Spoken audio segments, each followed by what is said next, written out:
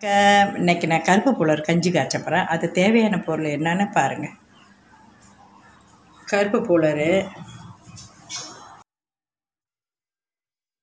பாருங்கள், இந்த அரிசி கருப்பு புலர் இது வந்து நான் ஒரு 5 நிமிஷம் ஊற வச்சுருக்கேன். இப்போ தான் அடுப்பில் வைக்க போகிறேன். பாருங்கள், இதில் வந்து பண்டாணி இலை 3 இலை நான் கட்டி வச்சுருக்கேன். அது போட்டு அதோட வேக வச்சுட்டு, அப்புறம் தேங்காய் பால் 3/4 கப்பு, இது கோதுமை மாவு திக்னஸ்க்காக கோதுமை மாவு, சீனி நம்மளுக்கு தேவையானது, கொஞ்சோண்டு உப்பு. இதுதான் இதோட ஜாமான். இதை வேகட்டும், அப்புறம் என்னென்ன போடணுன்னு நான் காட்டுறேன்.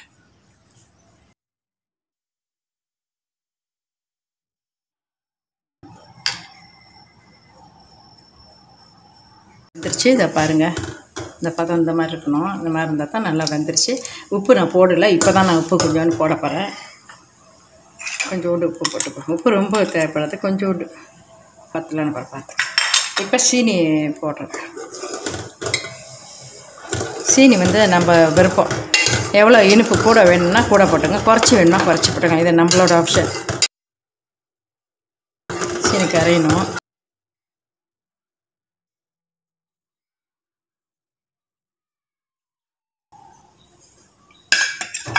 சீனி போட்டேன்.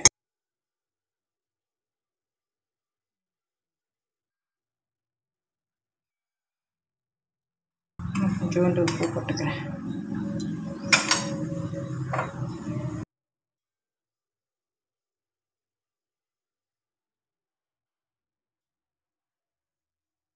இப்போ வந்து மாவு கரைச்சி வச்சிடலாம், அதை கொஞ்சோண்டு ஊற்றுறேன்.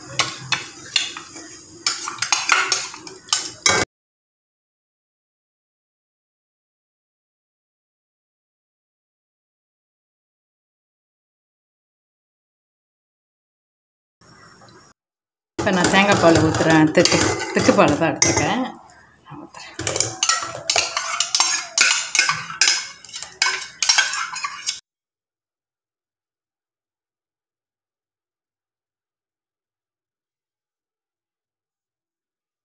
கொஞ்சோண்டு தண்ணி ஊற்றுறேன்.